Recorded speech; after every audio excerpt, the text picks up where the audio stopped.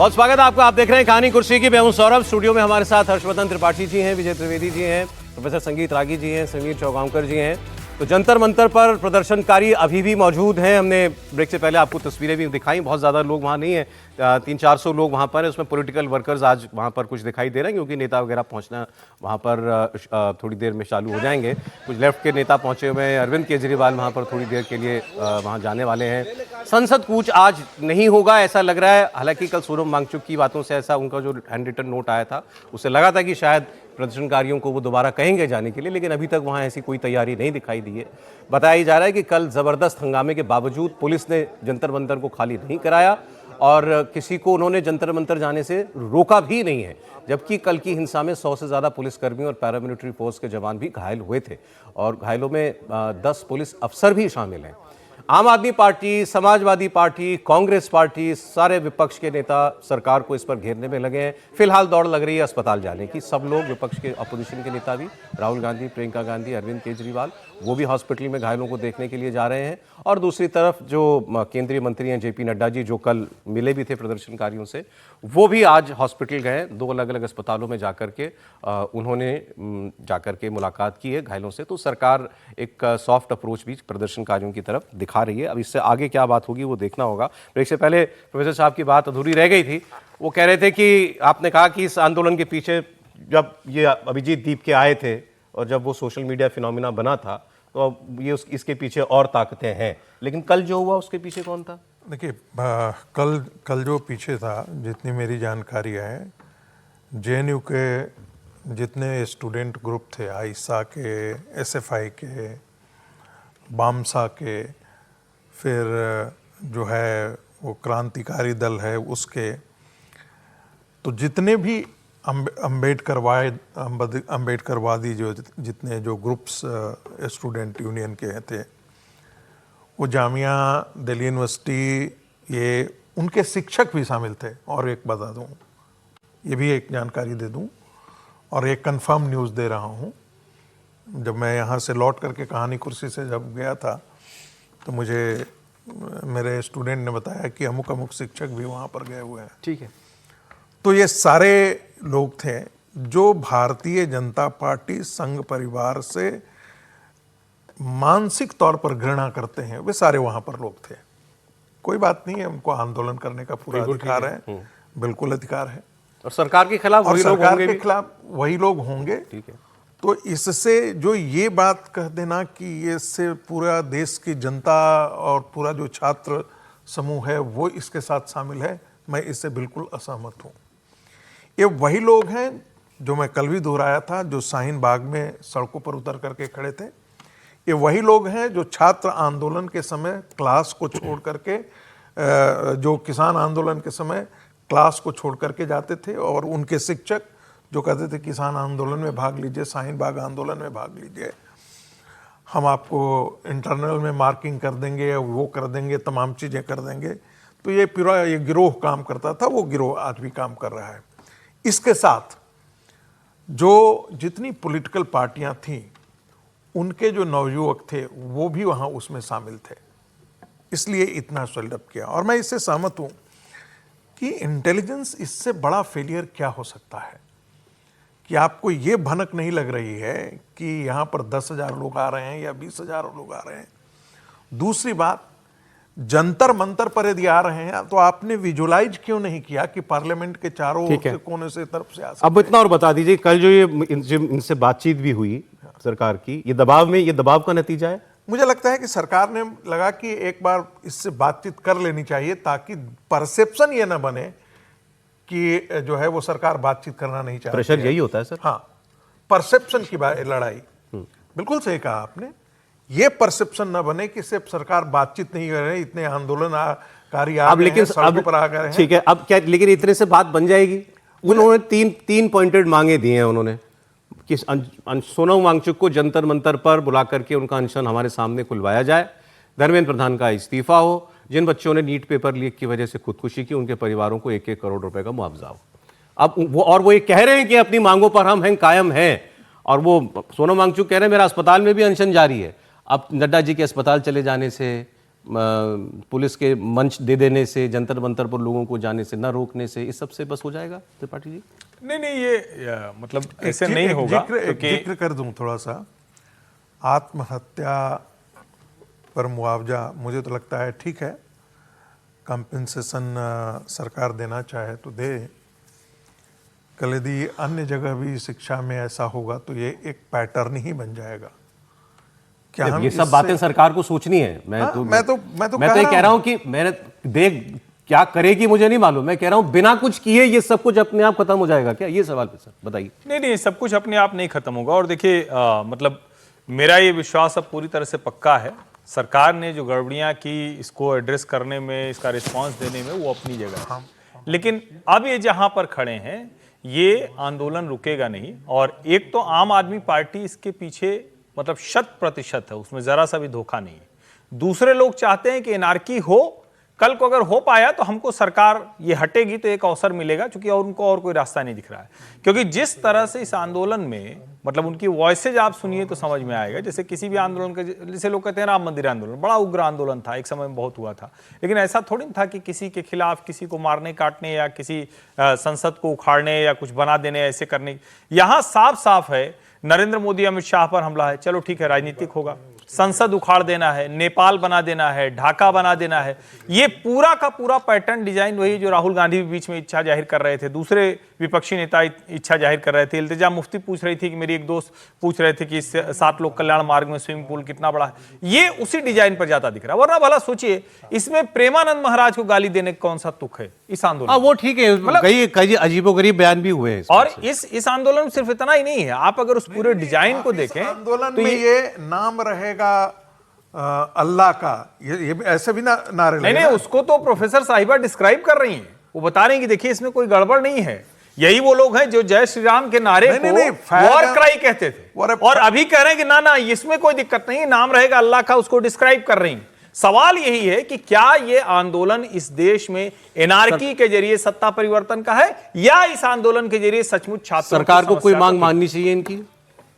नहीं, उसमें जो मांगे हैं धर्मेंद्र प्रधान का त्यागपत्र, मुझे लगता है कि वैसी कोई मांग ही नहीं जिसको न माना जाए। धर्मेंद्र प्रधान थोड़ी ना कोई जिम्मेदार होते हैं, लेकिन मंत्री है ना, इसमें कौन सी दिक्कत है भाई? हो जाना चाहिए इस्तीफा। इसको मान लेने में क्या दिक्कत है? दिक्कत यह है कि सरकार झुकती दिखेगी।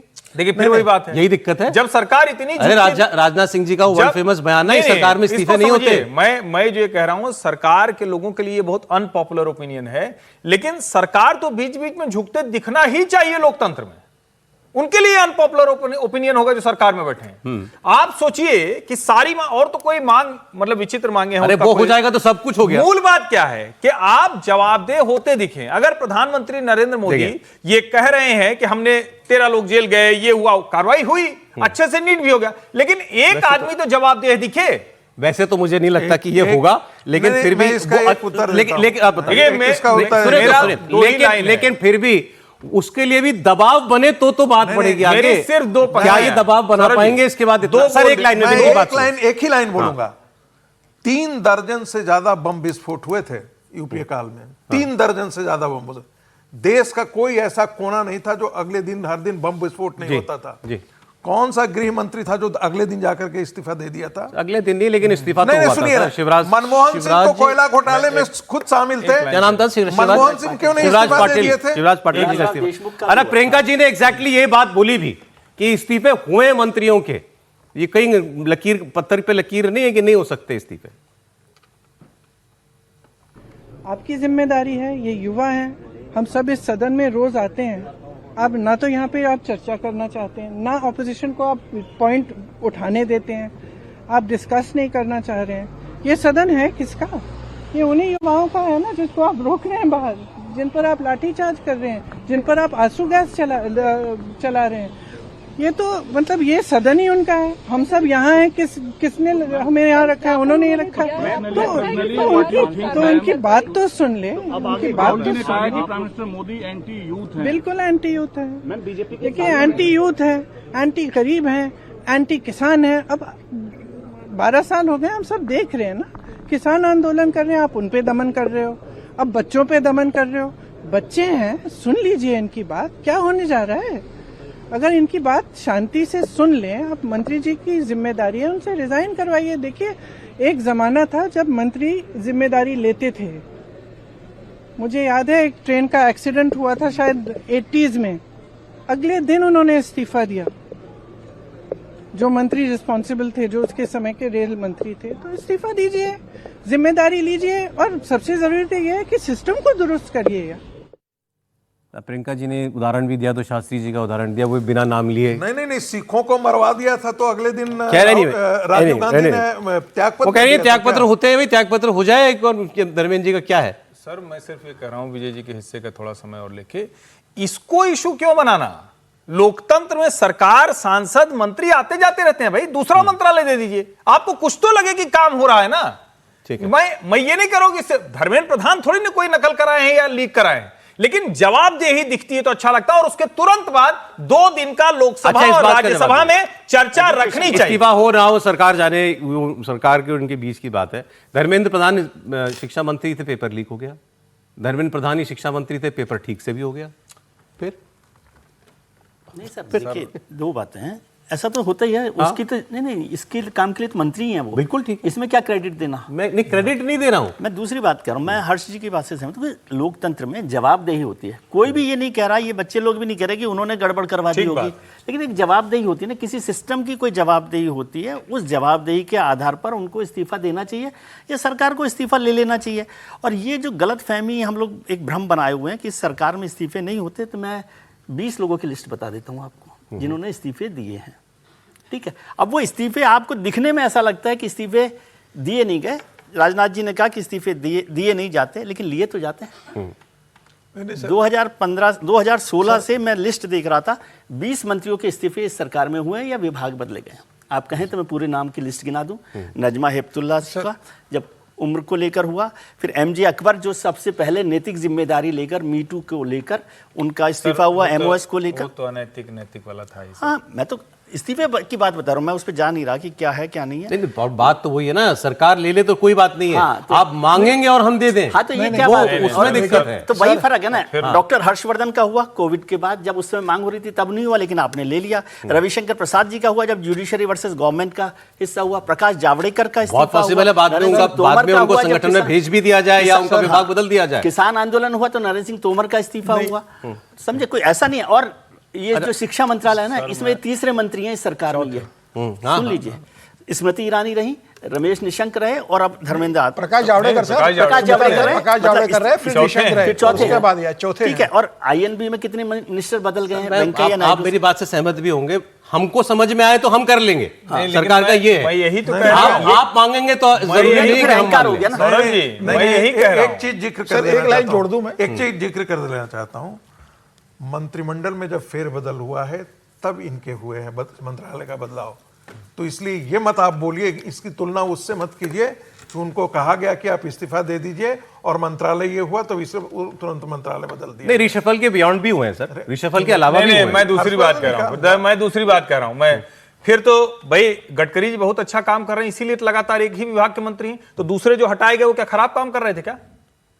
चलिए छोड़ दीजिए इसे, धर्मेंद्र प्रधान का छोड़ दीजिए। अभी दूसरे लोग जो हटाए गए क्या वो खराब काम कर रहे थे? अगर अच्छा काम कर रहे थे क्यों हटाया जाएगा? भाई यही मंत्री रहेगा, ये सब जाना समझाओ। धर्मेंद्र प्रधान और मेरा एक मानना है, आप, मैं जरा वो किसान आंदोलन की तस्वीरें भी आपको मंत्री पद का दिखाना चाहता हूँ। त्यागपत्र हाँ सर, आपको नहीं आप बोल लीजिए एक बार। समीर जी, प्रधान से कोई हमारी दुश्मनी थोड़ी हो रही है। सक्सेसफुल तरीके से धर्मेंद्र प्रधान ने लागू किया है पूरे देश भर में, उसकी तो कोई प्रशंसा नहीं करता है। अरे सर क्यों प्रशंसा करेंगे? क्यों नहीं प्रशंसा करेंगे? इतना बड़ा एग्जाम पूरा हो गया और उसके बाद आप कह रहे हैं उसी को ठीक करा दिया तो उसकी प्रशंसा करें। क्यों नहीं प्रशंसा करेंगे भाई? NEP को या 2020 से अभी तक लागू किया है, तो लागू नहीं क्यों हो नहीं रहा? प्रशंसा कह रहा हूं आप मैं तो कह मुद्दे रहा हूं, को इस दूसरी इस्तीफे के तरफ से बाद देख रहे सरकार को हैं। एजुकेशन सिस्टम मैं पर कह रहा बहस हूं करनी कि चाहिए। कोई नहीं कह रहा है कि धर्मेंद्र प्रधान लीक करा रहे हैं, वो नकल कराने गए थे, वो पर्ची पकड़ा रहे थे, वो पेपर ले जाके बांट रहे थे, थोड़ी ना कोई कह रहा है। तो फिर क्या होता? जवाबदेही होती है सर। जवाबदेही क्या पॉलिटिकल एग्जीक्यूटिव की होती है इस चीज के लिए? क्या इस आंदोलन में पॉलिटिकल एग्जीक्यूटिव की जवाबदेही किसकी होगी सर? किसकी होगी जवाबदेही? परमानेंट एग्जीक्यूटिव होता है, उसकी जवाबदेही होती है। अरे एक बार समीर जी, एक सर प्लीज समीर जी। देखिए, प्रियंका गांधी अभी जिस जगह छात्रों की बात कर रही थी, तो प्रियंका गांधी का जंतर मंतर गई छात्रों की अगर इतनी चिंता थी तो 22 दिन से वहां बैठे थे। प्रियंका गांधी गई, राहुल गांधी आज लोकसभा स्पीकर से मिलकर कह रहे हैं कि इस संदर्भ में चर्चा करना है। क्या राहुल गांधी इतने दिनों के अंदर गए कभी? क्या राहुल गांधी ने एक बार भी छात्रों की बात को सार्वजनिक रूप से उठाया? राहुल गांधी राम मंदिर में जो चढ़ावा चोरी का मामला था उसको लेकर कांग्रेस अध्यक्ष मल्लिकार्जुन खड़गे के साथ मिलकर प्रधानमंत्री मोदी को पत्र लिखते हैं। क्या राहुल गांधी ने एक बार भी पत्र लिखा प्रधानमंत्री मोदी को कि छात्रों के साथ ये समस्या है, वो अनशन पर बैठे हैं, आप इस मामले में छात्रों से बात कीजिए? अरे कल दिन में आप चिट्ठी की बात कर रहे हैं, कल दिन में जब बाहर टियर गैस चल रही थी तब नहीं निकले। खड़गे जी के पीछे आवाजें आ रही थी टियर गैस फटने की, तो वो उनसे कमेंट मांगा गया। उन्होंने कहा आज कमेंट नहीं करेंगे। फिर उन्होंने शाम को देर शाम को वीडियो बनाया। जब उनको लगा कि अब छात्रों का आंदोलन बढ़ गया है, अब ये सरकार के लिए परेशानी का सबब बन रहा है, तो अब इसका राजनीतिक लाभ लिया जाए। अब वो आरएमएल जा रहे हैं, अब प्रियंका गांधी राहुल गांधी जा रहे हैं। उनको लग रहा था मुद्दा मेरा है ना, उनको लग रहा था मुद्दा मेरा है। अब उसको हाईजैक करने की कोशिश कर रही है कांग्रेस को लग रहा है कि हमको ये मुद्दा मिल गया तो कम से कम इस बहाने हम कोई बात कर लें। अगर कांग्रेस को थोड़ा भी इसका लगता है छात्रों नहीं सर, ये थोड़ा अनफेयर है, ये थोड़ा अनफेयर इसलिए राहुल गांधी ने मुद्दा शुरुआत से उठाया। राहुल गांधी गए थे 22 दिन के अंदर एक बार भी जंतर मंतर, एक दिन चले जाते ना। आज आरएमएल में गए, जंतर मंतर चले जाते। वो जंतर मंतर इसीलिए तो नहीं जा रहे क्योंकि वो कह रहे हैं मैं अपना आंदोलन चला रहा हूं शुरुआत से, जब से पेपर लीक हुआ है। मुद्दा सबका एक है ना सर, मुद्दा तो एक है ना। अरे सर क्रेडिट की लड़ाई तो सब होती है। ईमानदारी के चरम पे है अभी, मुद्दा सबका एक है, लेकिन वो क्यों चाहेंगे कि उनके आंदोलन में जाए? नहीं, लेकिन उन्होंने कौन सा आंदोलन चलाया? अरे खास तौर पर वहां जाए, नहीं चलाया। एनएसयूआई ने कौन सा प्रदर्शन किया? खास तौर पर वहां जाए जहां अरविंद केजरीवाल जा रहे हैं बार-बार। कल वहां थे एनएसयूआई वो अरविंद केजरीवाल जा रहे हैं जहां बार-बार दीप के उनके आदमी माने जाते हैं। नहीं माने जाते हैं, नहीं। हाँ मतलब अभी तो राहुल गांधी क्यों जाएंगे? अपनी राजनीति है। पवन खेड़ा गए थे तो वो तो क्योंकि दुनिया पूछ रही थी राहुल गांधी नहीं जा रहे, राहुल गांधी नहीं बोल रहे, कांग्रेस कुछ नहीं। अरविंद केजरीवाल की साख समाप्त हो चुकी है, नए तरीके से आंदोलन डिजाइन किया है। ये प्योर अरविंद केजरीवाल का आंदोलन है, कुछ नहीं है। अरविंद केजरीवाल का आंदोलन है पूरी तरह से। ये सोशल मीडिया पर क्रिएट करके, और सबको पता, छात्र गुस्से में आता है ना। नीट का जो एस्पिरेंट होगा, जो दूसरे लोग होंगे, वो नाराज होकर पहुंचेगा। मैं बार बार यही कह रहा हूं कि मंत्री पद और उसका त्यागपत्र किसी सरकार के लिए इतना बड़ा मुद्दा नहीं होना चाहिए अगर छात्रों का मसला है तो। एक लाइन की बात। अच्छा, अरविंद केजरीवाल जी का जरा लेटेस्ट बयान सुना दीजिए, क्या कह रहे हैं वो सरकार के लिए।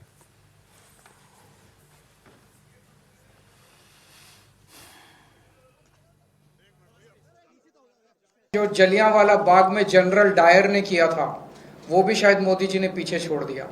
कुछ लोगों का कहना है शायद जनरल डायर की आत्मा ने मोदी जी के रूप में जन्म लिया है।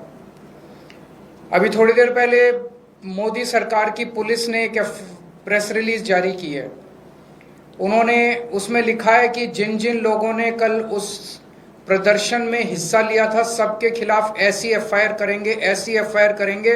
मैं मोदी जी को कहना चाहता हूं, ये देश आपके पिताजी का नहीं है, ये देश 140 करोड़ लोगों का है। धमकी देना बंद करो, इस तरह की धमकियां देना बंद करो, नहीं तो ये देश के लोग आपको ऐसा मजा चखाएंगे कि इतिहास याद रखेगा कि क्या हाल, क्या हश्र हुआ था एक तानाशाह का इस देश के अंदर। जो धमकी दे रहे हैं, ये धमकी अपनी जेब में रखें मोदी जी। ये धमकी से ये देश डरने वाला नहीं है, आपकी धमकियों से ये देश डरने वाला नहीं है। त्रिपाठी जी ने भी कहा ये आंदोलन केजरीवाल जी का ही है।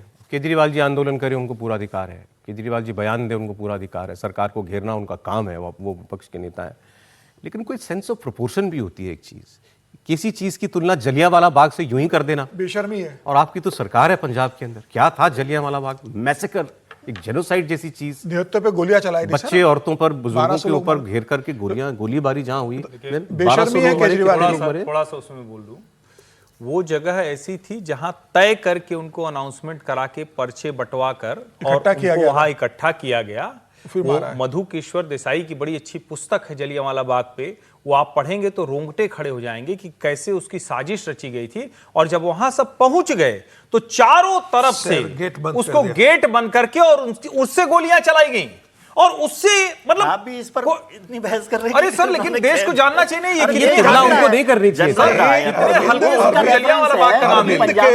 अरविंद केजरीवाल जैसा फ्रॉड पुलिस ने नहीं किया। ये पंजाब के लिए, पंजाब में सरकार है, पंजाब का चुनाव है, इस लेवल से बयान दे रहे हैं सर। ये पंजाब में इनकी सरकार है, पंजाब में चुनाव है और इस तरीके से जलियांवाला बाग का जिक्र कर रहा है।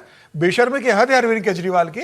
आपको छात्रों की बात उठाना अपने तरीके से उठाइए। आप जनरल डायर का जिक्र कर रहे हो, मतलब माफी मांगना चाहिए अरविंद केजरीवाल को कि मुझसे गलती हो गई इस तरह के शब्दों का इस्तेमाल करके। आप मुख्यमंत्री रहे हो, आपकी पंजाब में सरकार है, आप 10 साल मुख्यमंत्री रहे, आप भी राजनीति को समझते हो, आप राजनीति करते हो, आप जनरल डायर का मामला क्या आपको भी अच्छे से पता है। उस स्तर पर चले जाना, इतनी नीचता के स्तर पर अरविंद केजरीवाल जाएंगे, उम्मीद नहीं थी कि इस तरह से बयान देंगे।